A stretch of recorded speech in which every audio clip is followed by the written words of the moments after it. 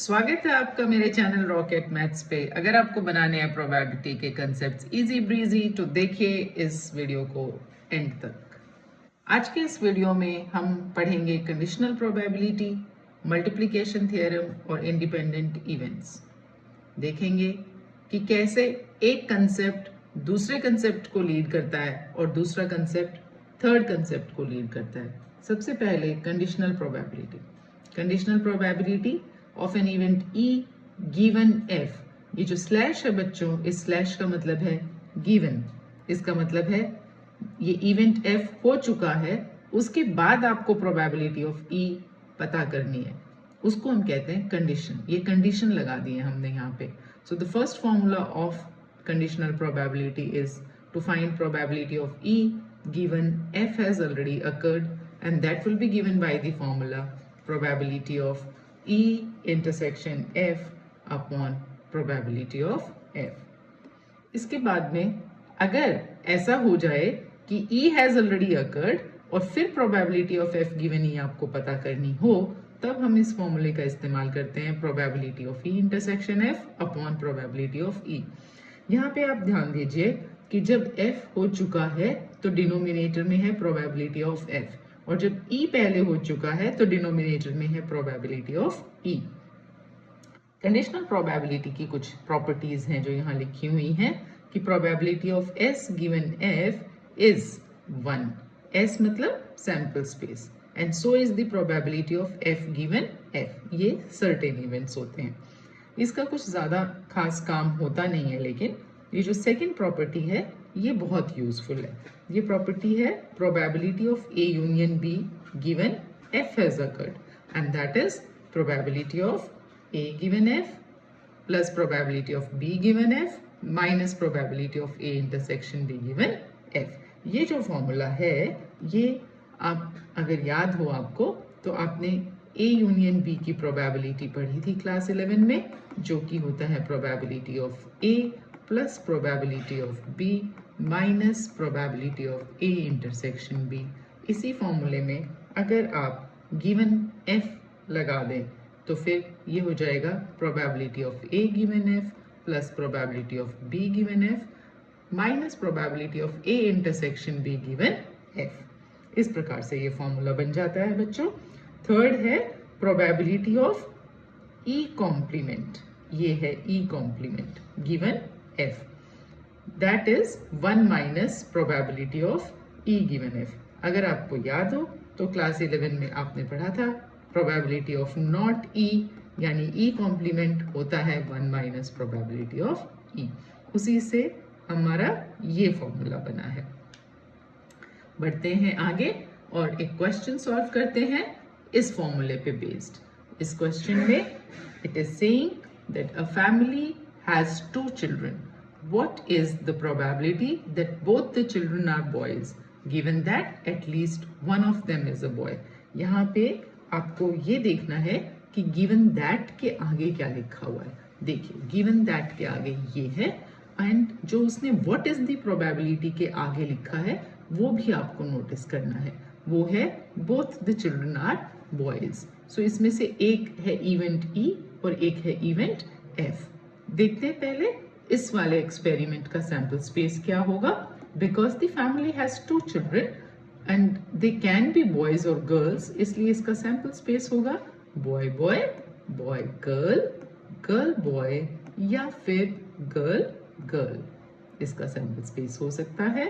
अगर हम इस इवेंट को both children are boys E बुलाएं तो E हम लिखेंगे बोथ चिल्ड्रन आर बॉयज, और दूसरे इवेंट का हम नाम दे देते हैं F मान लीजिए।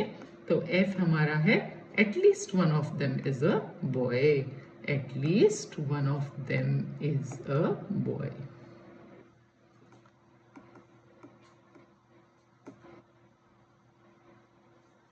E के फेवर में कौन सी आउटकम्स होंगी वो हम यहाँ पे लिख लेंगे।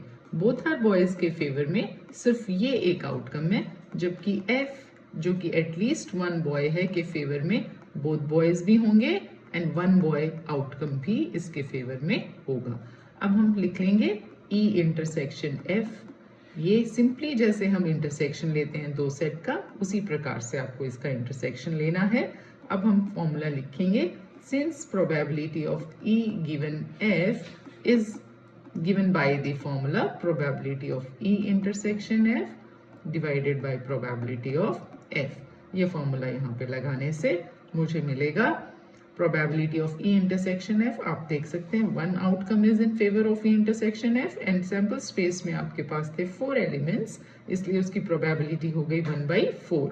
और ये जो probability of F है, F में आपके पास 3 elements हैं and sample space में है 4 elements, so that is why it becomes this। So then this 4 and 4 will get cut and eventually our answer will be 1/3। so ये आपका आंसर है। यहाँ बच्चों में आपको एक और आसान टिप बताना चाहूँगी कि जब आप ये फॉर्मूला लिखते हैं probability of E given F का, कि it is probability of E intersection F upon PF, तो आप ये देखिए कि probability of E intersection F is actually number of elements in E intersection F divided by number of elements in the sample space। और ये जो probability of F है, that is number of elements in F divided by the number of elements in sample space। so ये जो number of elements in same sample space दोनों के denominator में है, ये हो जाएगा कट, और इसी फॉर्मूले का एक दूसरा रूप आपको मिल जाएगा number of elements in E intersection F upon number of elements in F। ये दोनों फॉर्मूले, this and this formula are one and the same thing, इसलिए आप यहाँ पे इसे 1/4 एंड 3/4 लिखना अवॉइड कर सकते थे। सिंपली E इंटरसेक्शन F के फेवर में कितने एलिमेंट्स हैं, वो 1 थे, एंड डिनोमिनेटर में F के फेवर में कितने एलिमेंट्स हैं जो कि 3 थे, वो लिख सकते हैं and you will get your answer. अब हम बढ़ते हैं अगले एक और क्वेश्चन पे जो इस कंसेप्ट पे बेस्ड है। In a school there are 1000 students out of which 430 are girls। It is known that out of 430, 10% of the girls study in class 12। Now what he is asking is, what is the probability that a student chosen randomly in class 12 given that the chosen student is a girl। यहाँ पे ये दो events की बात कर रहा है। एक इवेंट लिखा हुआ है given that के बाद में, और उसको हम एक इन्वर्टेड कॉमा में डाल देते हैं, that is one of our events. And what is the probability that, बेटा ये आपके लिए कैच होता है, what is the probability that, उसके आगे जो सेंटेंस लिखा हुआ है वो सेम टू सेम आप इन्वर्टेड कॉमास में डाल दीजिए, तो वो आपके लिए एक और सेट मिल जाएगा। Student chosen randomly studies in class 12। सो हम इनको कोई भी एक नाम दे सकते हैं। तो ये जो स्टूडेंट स्टडीज इन क्लास 12, इसका हम नाम ले लेते हैं, मान लीजिए E। So let E be student studies in class 12, और F हम नाम दे देते हैं student chosen is a girl, is a girl नाम हम दे देते हैं। अब हम देखेंगे कि इसने पूछा क्या है। इसने आपसे पूछा है कि आप probability of E given F find कीजिए। इसके लिए मुझे किस किस नंबर्स की आवश्यकता होगी, क्योंकि probability of E given F is given by the formula probability of E intersection F upon probability of F। तो मुझे इनके नंबर्स यहाँ पे चाहिए होंगे। अब कितने बच्चे क्लास 12 में पढ़ रहे हैं ये देखेंगे हम पहले, और F chosen student is a girl वो कितनी है। अब कितने बच्चे क्लास 12 में पढ़ रहे हैं के फेवर में क्या कितने होंगे एलिमेंट्स, यहाँ पे ऊपर बताया जा रहा है कि टोटल है 1000 स्टूडेंट्स, जिसमें से 430 हैं गर्ल्स, और 430 गर्ल्स में से 10% girls are studying in class 12। Then what is the probability that a student chosen randomly studies in class 12, ये पूछा गया है आपसे। तो इसमें जो E इंटरसेक्शन F होगा बेटा, वो इन दोनों का क्या सेंस बनता है, that student is in 12th and student is a girl, उसकी वजह से E इंटरसेक्शन F की जो स्टेटमेंट है वो बन जाएगी that a girl student in class 12। a girl student in class 12. How many girl students are there in class 12? That will be NE intersection F. कितनी है? 10% of 430 है, यानी कि उनका नंबर है 43। और हमको क्या चाहिए? हमें चाहिए प्रोबेबिलिटी ऑफ एफ, जिसके लिए हमें एन एफ चाहिए होगा। एन एफ मतलब number of elements in F. Number of elements in F is the girl students. How many are girl students? 430 are girl students. So that is 430. अभी मैंने पिछले page पे आपको बताया कि ये जो फॉर्मूला है PE इंटरसेक्शन F, इसको हम NE इंटरसेक्शन F भी लिख सकते हैं और PF को हम NF भी लिख सकते हैं। उसकी वजह से जो इसने क्वेश्चन पूछा था PE गिवन F पता करने का, वो PE गिवन F क्या हो जाएगा? NE intersection F which is 43 upon NF which is 430। इसको आप कैंसिल कर दीजिए, that will give you 1 upon 10 which is our answer. एक और क्वेश्चन हम यहाँ पे देखते हैं ताकि हमें इस कंसेप्ट में एकदम क्लैरिटी हो जाए। It is saying consider the experiment of tossing a coin. If the coin shows head, toss it again, but if it shows tail, then throw a die. इसके आगे हम बाद में पढ़ेंगे, पहले हम इस एक्सपेरिमेंट पे आ जाते हैं। ये एक्सपेरिमेंट काफी स्पेशल एक्सपेरिमेंट है बच्चों। शुरुआत में हम क्या कर रहे हैं? एक कॉइन को टॉस कर रहे हैं। जब आप एक कॉइन को टॉस करते हो तो या तो आपको हेड मिलेगा या फिर आपको टेल मिलेगा। इस क्वेश्चन में ये कह रहा है अगर मिलता है head then toss it again. तो जब हेड मिला तो फिर से कॉइन टॉस किया, आउटकम्स फिर से क्या होंगी? एच या फिर टी। लेकिन जब टेल मिलता है तो हेड नहीं टॉस करते, एक डाई थ्रो की जाती है। तो हम डाई पे क्या मिल सकता है हमको? 1 या फिर 2, 3, 4, 5 या फिर 6। इसकी वजह से जो इसका सैंपल स्पेस है उसके आउटकम्स होंगे या तो एच एच मिलेगा आपको या मिलेगा एच टी। अगर आपको टेल पहले मिली थी तो T1 एक आउटकम होगी आपकी, T2, T3, T4, T5 and T6। ये आपका सैंपल स्पेस होगा। आप देख सकते हैं इस सैंपल स्पेस में 8 एलिमेंट्स हैं, लेकिन इन 8 एलिमेंट्स की प्रोबेबिलिटी हर एक की आउटकम की 1/8 नहीं है। क्यों इनकी प्रोबेबिलिटी 1/8 नहीं है? क्योंकि ये इक्वली लाइकली आउटकम्स नहीं है। ये पॉइंट टू बी नोटेड है, they are not equally likely outcomes. कब हम कहते हैं कि गिवन आउटकम्स इक्वली लाइकली नहीं है? जब उनकी प्रोबेबिलिटी सेम नहीं होगी। देखते हैं कैसे इनकी प्रोबेबिलिटी सेम नहीं होगी। जब आप शुरू कर रहे हो आपको हेड और टेल मिलने की प्रोबेबिलिटी है हाफ हाफ। उसके बाद अगर आपको हेड मिला तो फिर से हेड मिलने की प्रोबेबिलिटी हुई हाफ और टेल मिलने की प्रोबेबिलिटी भी हुई हाफ। लेकिन जब आपको टेल मिला और आपने डाई थ्रो की तो 1 मिलने की प्रोबेबिलिटी है 1/6 बच्चों, 1/6 है उसकी प्रोबेबिलिटी। इसी प्रकार से probability of getting a 6 also is 1/6, of getting a 5 also is 1/6। इन सब की प्रोबेबिलिटी है 1/6।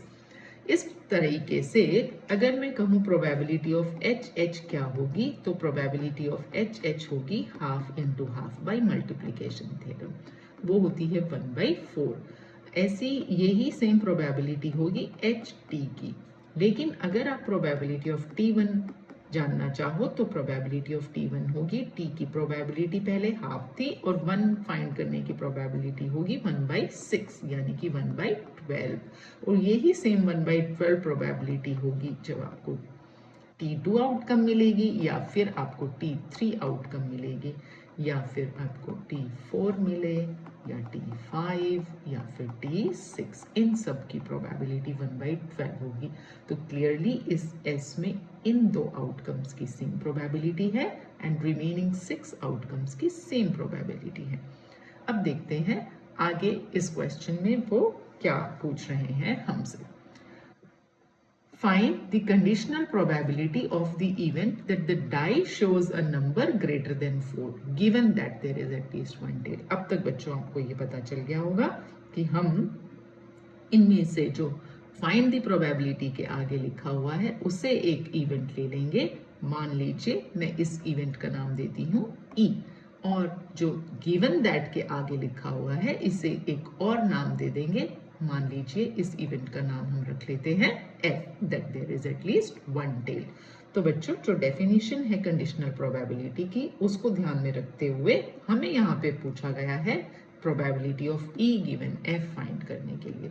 Probability of E given F, जिसका फॉर्मूला होगा probability of E intersection F upon probability of F, which after cutting ns in the denominator also doubles up as n times probability of E intersection F upon n times E intersection F upon n F। अब हम यहाँ पे देखते हैं कि probability of E intersection F क्या है। उसके लिए हमें देखना पड़ेगा कि E में कौन से आउटकम्स हैं और F में कौन से आउटकम्स हैं। क्योंकि E आपका सेट है the die shows a number greater than 4, इसलिए उसके फेवर में आउटकम्स होंगी T5 एंड T6। ये दो ही उसे फेवर करेंगी, इसके अलावा में डाई का नंबर 4 या उससे कम है। F जिसमें वो कह रहा है there is at least one tail, ये इवेंट F है, there is at least one tail. So where is there is at least one tail means there can be one tail or there can be more than one tails, which is not even any case. So HT, T1, T2, T3, T4, T5 और T6 ये सारे elements होंगे F में। अगर अब हम इनका intersection लें तो E इंटरसेक्शन F में बच्चों कौन से एलिमेंट्स होंगे? T5 भी होगा और T6 भी होगा। अब इनके अंदर कितने E में कितने एलिमेंट्स हैं? यू कैन सी E में देयर आर 2 एलिमेंट्स। F में कितने एलिमेंट्स हैं? 7। और E इंटरसेक्शन F में कितने एलिमेंट्स हैं? 2 एलिमेंट हैं। तो क्लियरली हम यहाँ पे अब PE given F in terms of number, यानी इस फॉर्मूले के टर्म्स में हम लिख सकते हैं।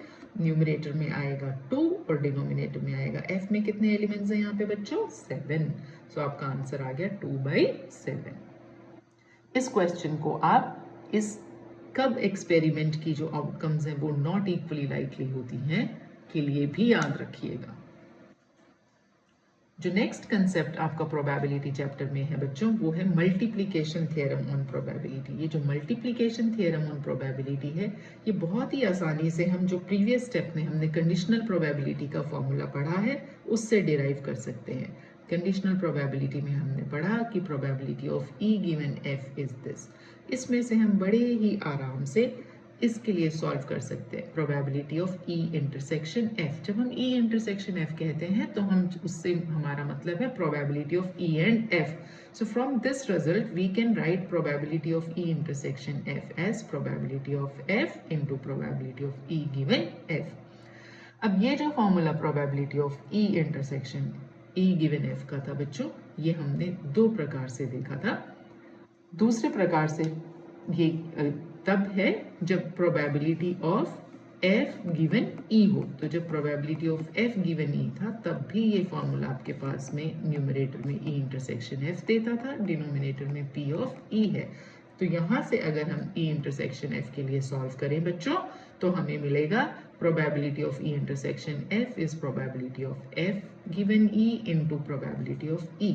इसलिए आप देख सकते हो यहाँ पे probability of E and F is given in 2 ways। 2 तरीके से आप इसे पता कर सकते हैं। अगर E पहले हो चुका है, E अगर पहले हो चुका है तो it will be probability of E into probability of F given E like this। और अगर आपका F पहले हो चुका है event, then it will be given by probability of F into probability of E given F। जो हो चुका है उसकी probability पहले आएगी, फिर आएगी दूसरे इवेंट की probability given जो पहले हो चुका है। अब जो हम रियल लाइफ सिनेरियोज देखेंगे उनमें ऐसा जरूरी तो नहीं है कि 2 इवेंट ही हो रहे हों। There can be 3 events happening simultaneously. तो फिर हम इसी फॉर्मूले को एक्सटेंड कर देंगे in terms of probability of E, F and G। So probability of E, F and G is going to be probability of E। अब E हो चुका इसलिए अगला बारी आता है F का, given E has occurred। अब F भी हो चुका तो बारी आती है G की, given that E and F have occurred. This slash stands for given that. So this the last formula we get from the previous one. So can you clearly see how the conditional probability has led us to the definition of the multiplication theorem? And then how multiplication theorem will lead us to another topic, we will see that. For now, let us focus on multiplication theorem.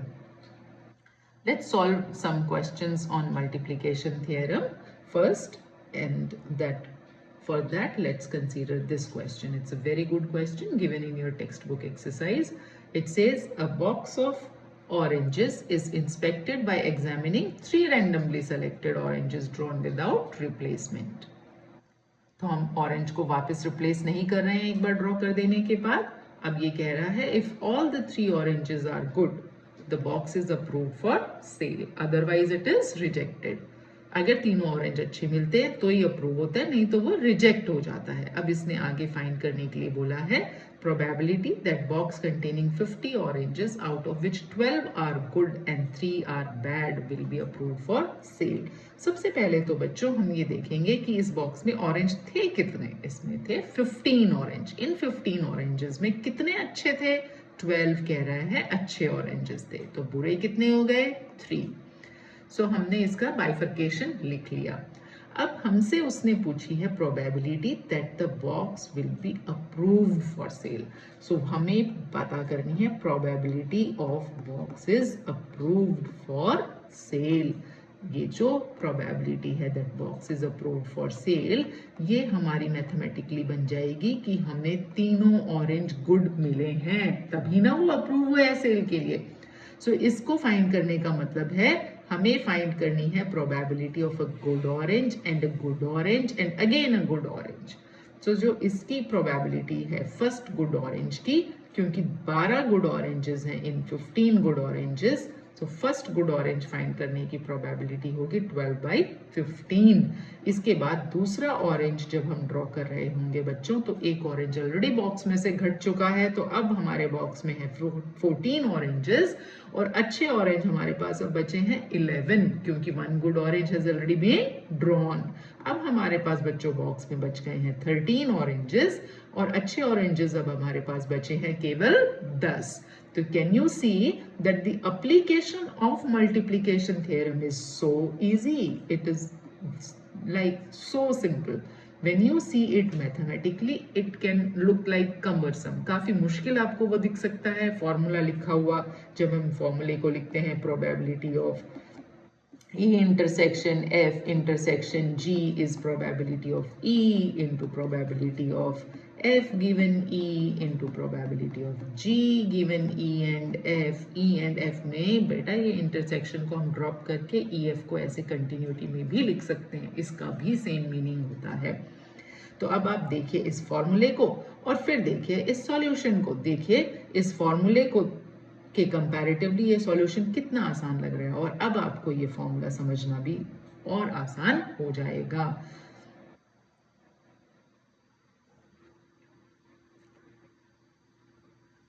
अब हम एक और multiplication theorem का example देखते हैं जिससे हमें थोड़ी और क्लैरिटी आ जाए. उसके लिए यहाँ पे ये क्वेश्चन कह रहा है 3 cards are drawn successively without replacement from a pack of 52 well shuffled cards. What is the probability that first 2 cards are kings and the third card drawn is an ace? ये भी multiplication theorem का question है बच्चों.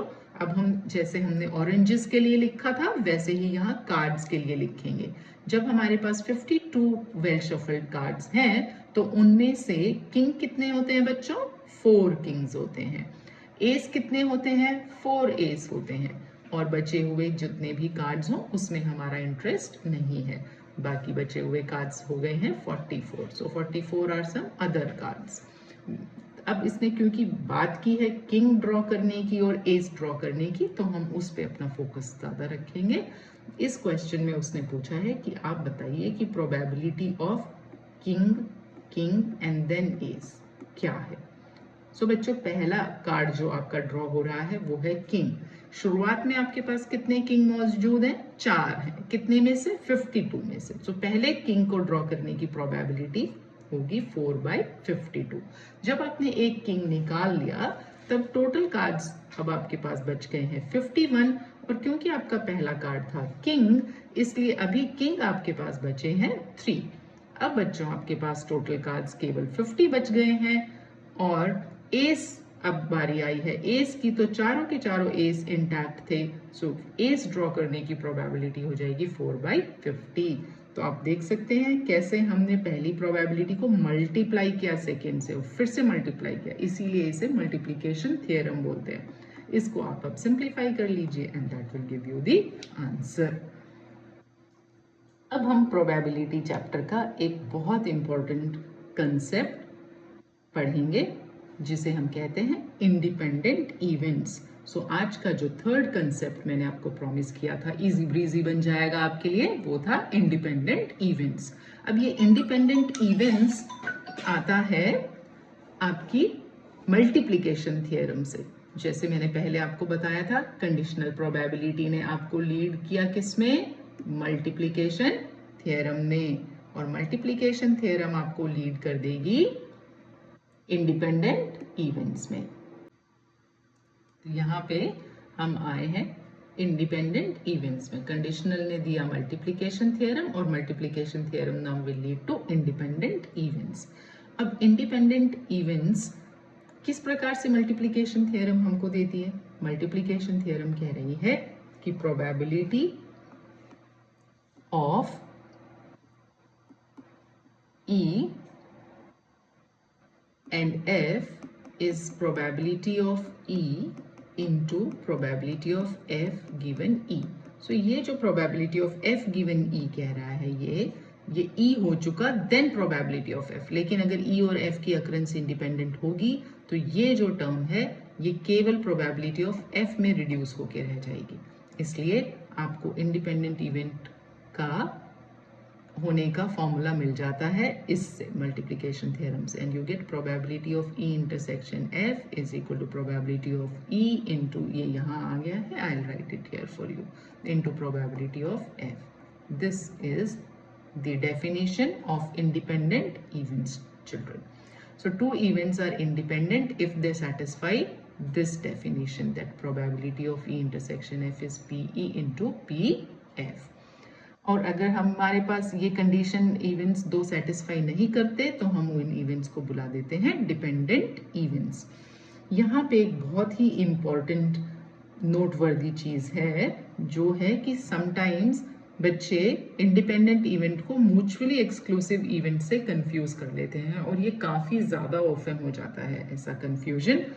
तो हम यहाँ पे clear कर लेते हैं कि म्यूचुअली एक्सक्लूसिव इवेंट्स हम किनको बुलाते हैं? If E intersection of F is null set, is empty set, then E and F are said to be mutually exclusive events, not independent events. As a result that E intersection F is null set, हमें मिलता है probability of E intersection F is 0. और देखिए इसमें एक clear फर्क ये है कि जब हम बात करते हैं इंडिपेंडेंट इवेंट्स की तो वो प्रोबेबिलिटी के टर्म्स में उसकी डेफिनेशन है, जब हम बात करते हैं म्यूचुअली एक्सक्लूसिव की तो उसकी definition is in terms of sets. ये इनका मेजर डिफरेंस है जो आपको याद रखना है। सबसे मज़ेदार है ये प्रॉपर्टी फोर्थ वाली, जो अगर दो events E and F independent हैं तो देखिए कितनी इंटरेस्टिंग ये बात है कि E एंड F डैश भी इंडिपेंडेंट होगा, E डैश एंड F भी इंडिपेंडेंट होगा, और E dash and F dash भी इंडिपेंडेंट होंगे।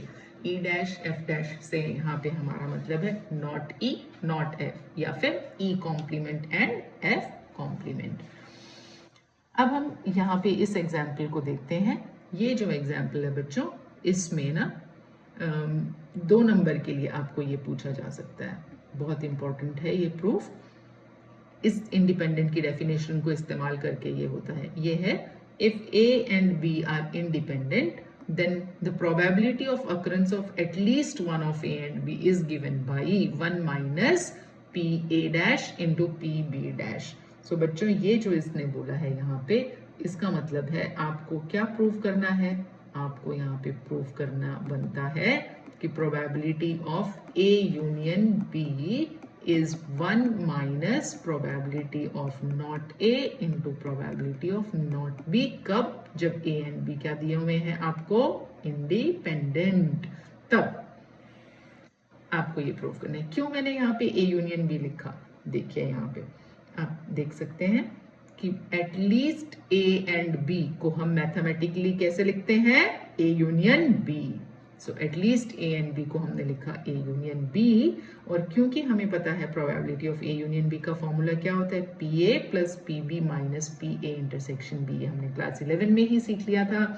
अब क्योंकि इसने यहाँ पे बोला है A and B are independent, इसलिए इस A इंटरसेक्शन B की जगह पे हम क्या लिख पाएंगे बच्चों? इसकी वजह से हम ये लिख रहे हैं। What is the reason? Because A and B are independent. ये इसको लिखने का कारण है। अब आप क्या कर सकते हैं कि इस दोनों टर्म्स में से PB को कॉमन बाहर निकाल देंगे। जब हम PB को कॉमन बाहर निकाल लेते हैं, साथ ही साथ हमें क्या करना है? 1 माइनस PA को लिख देना है P ऑफ A डैश, जो कि हम लिख सकते हैं क्लियरली। अब हमें P ऑफ A डैश मिल गया। दैट सजेस्ट्स कि मैं P ऑफ A को भी 1 minus P of A dash लिख लूँ। इसकी वजह से हम इन दोनों में से minus of P A dash बाहर निकाल पाएंगे टर्म्स में से। जब हम minus of P A dash बाहर निकाल लेते हैं तो 1 माइनस पी बी आपके पास बच जाता है। And you know that 1 minus P B is how much? P of B dash. So this will give us 1 minus P of A dash into P of B dash. That line is hidden behind my toolbar. I can't disturb it. So you can clearly see here we have got our RHS. When we started from LHS over here as P of A union B. That brings us to this proof. Also, what is important is to prove that E dash and F are independent when E and F are independent. Such kind of questions. अब हम थोड़ी सी independent events की practice कर लेते हैं बच्चों। ये example number 3 जो है, this is a very good question to understand the independent events. It is saying a die is thrown. If E is the event, the number appearing is a multiple of 3, and F be the event, the number appearing is even, then find whether E and F are independent.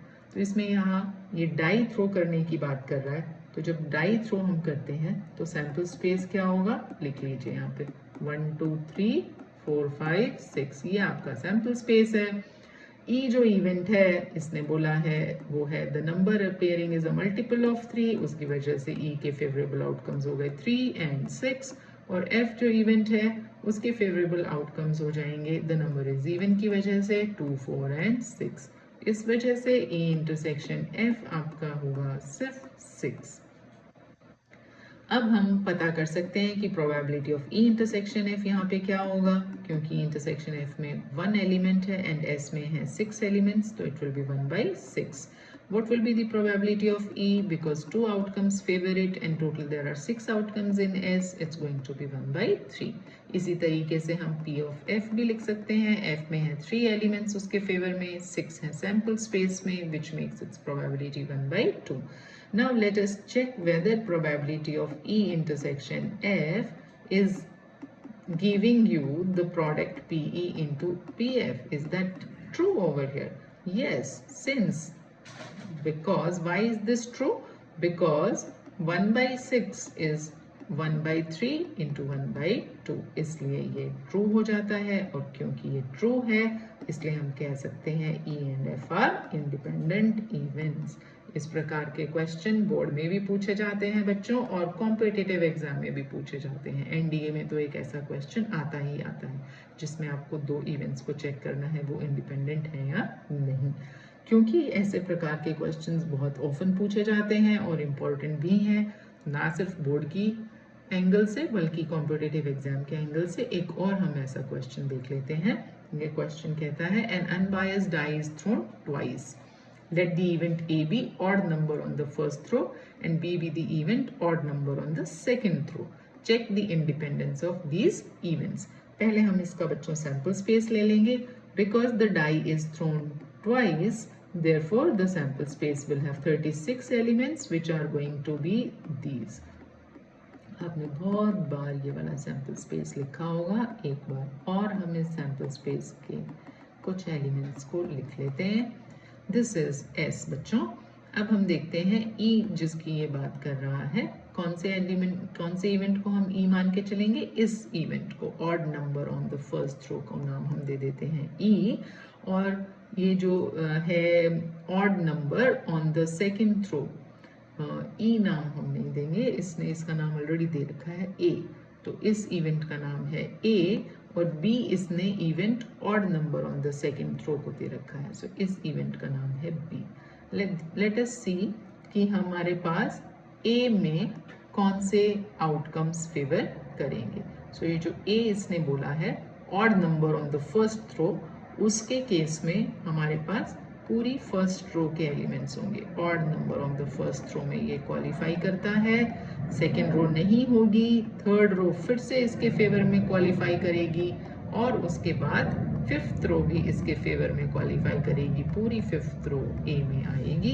इसी तरीके से अगर आप B के outcomes को लिखो, जो कि कह रहा है odd number in the second throw, तो सेकेंड थ्रो हमारा सेकेंड ऑर्डर पेयर वाला एलिमेंट है. Odd number in the second throw में फर्स्ट कॉलम क्वालिफाई करेगा पूरा का पूरा, उसके बाद क्वालिफाई करेगा आपका थर्ड कॉलम, जो कि third column is 1,3, then 2,3 and continuing it is 6,3. उसके बाद आपका क्वालिफाई करेगा fifth column, which will start with 1, 5, then there is 2, 5 and it will end at 6, 5.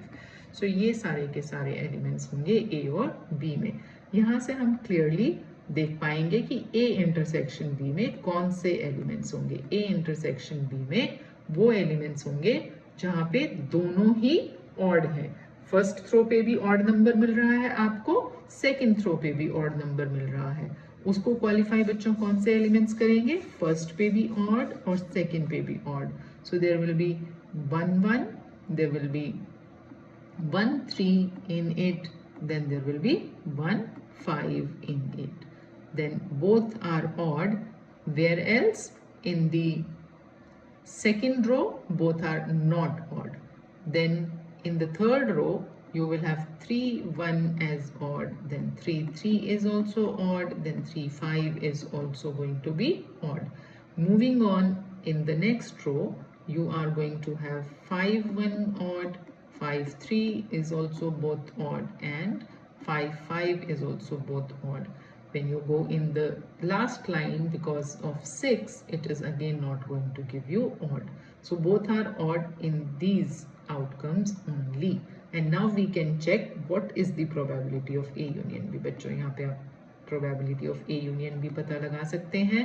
आपके A intersection B, not A union B, sorry, A intersection B की probability आप पता कीजिए, क्योंकि A intersection B के elements यहाँ पे आप काउंट कर सकते हैं. You have 1, 2, 3, 4, 5, 6, 7, 8 and 9 elements in it. So it will be 9 by the elements in the sample space is 36, which is 1 by 4. Let us see how many elements are there in A and then what is the probability of A. In A there are 18 elements, so its probability will be 18 by 36 or 1 by 2. In B also, if we count, there is no need to count them individually, since you have 6 into 3, 6 rows and 3 columns. The total number of elements will be 6 into 3, 18, and the sample space has 36 elements, which again gives you 1 by 2. We will now put it in the condition of checking of independent events. Since probability of A intersection B here also qualifies, it is equal to P of A into P of B. क्यों ऐसा true हो रहा है, क्योंकि 1 by 4 is yes 1 by 2 into 1 by 2. इसलिए हम यहाँ पे ये फिर से कमेंट कर सकते हैं, therefore A and B are independent events, and we are done with it.